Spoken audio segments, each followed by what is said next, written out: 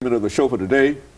The topic is drug prevention, grants, and business. And I think that Ms. Greenlee and Ms. Fletcher have given us some information in reference to the drug prevention and the connection, in a real sense, between drug prevention, grants, and business. And so let's pick up. Let's have you, Ms. Fletcher, to make some statements in reference to what she has to say, and then we'll come back to Ms. Greenlee. Well, to just piggyback off of what she said, anytime that you are trying to do something good, you're going to always have opposition, and we know that.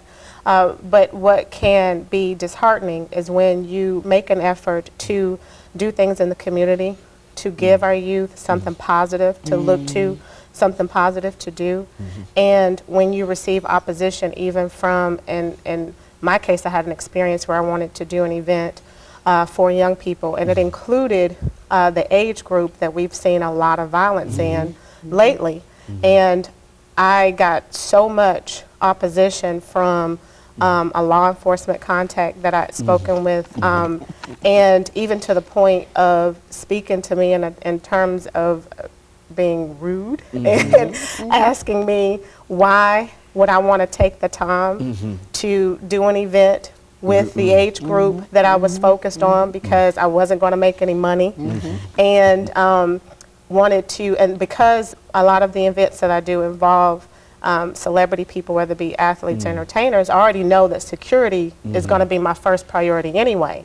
But even though I said, you know, well, I understand what your point is, but we really want to do this, we really want it, we think it'll look good too, it'll be good for the Nashville community as well, and our kids, because so many community centers have closed and things of that nature at the time. And he said to me that basically they wouldn't support it and on the campus, and that he would make sure I was charged double to secure it, so that it would actually discourage me from doing it, because let me make sure you don't make money, because if you have to double the security because we don't want to be bothered, then would you really do the event? And that blew me away, because to me, you would want me to do more, to do positive, to produce, exactly. So violence and killing and whatever. So to have that firsthand, you know, it was a shock. It was like, you know, wow, you really don't want me to do this?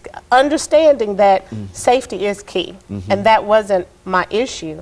And I actually told him I agree with him that we want to do things that would secure. So let me do the things. Okay, so we won't do a 3-on-3 inside. Let's bring it inside the gym so we can help secure. So I'm trying to give solutions to make sure that it's a better or a more secured event.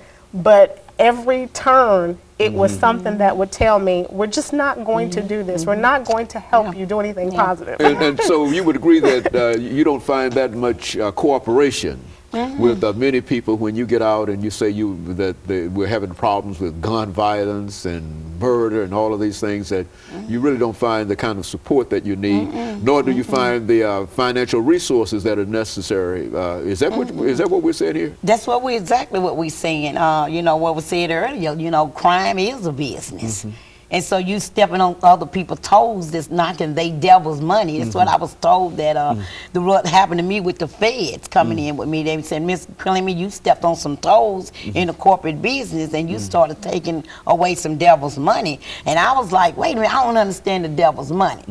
So then I had to realize the devil money is when you bust me or pull me over for tinted windows. That's your probable cause. But I just so happened to have $3,000 in my pocket because I just sold my drugs. I got 1,000 pills in my pocket because I'm on the way to drop off something, and I got a gun back here. So this is my survival kit of who I am. But when you get to court, well, then the court showed that I had $200, 25 pills, and no gun. Well, wait a minute.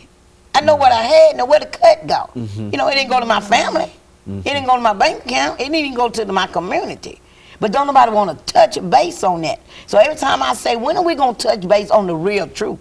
That we got a hard, long fight with the government, true enough. And I won't waste half of my time, because it'll be in another lifetime, to even fight with the government. But I'm not scared to speak against the government and the stuff I see, because they fail to realize I was in the street for 20-some odd years, so I saw the system being broken and being dirty. And this is why I wanted to come in with the drug prevention, which is the X pills, the grants, which is I'm saying local people do not get grants that easy without always have to have a corporate business over it so he can oversee what you're doing. If they see I'm doing too much with that money, they're going to tell me now, Clem, you cannot buy no more ink pens with that money. Well, the ink pens came for me to teach that little girl how to read. Now I can't even buy ink pens. So that's why a lot of times we didn't even get that grant money. It's because they're going to tell me what I can do and who I can serve. The business part is crime is a business, so they're going to try to stop me as much as they can, but I'm coming back with them with another business of the aspect of the organization. That's why I was bringing Ms. Fletcher in to talk about her nonprofit organization, to let them know that we're back in business. I'm still standing, and I'm going to continue to stand, and I'm going back out there in the streets. I never stopped, really.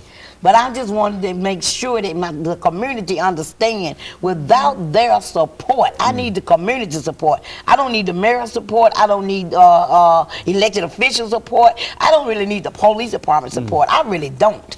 I need the community support because we're the one losing, not them. And you find that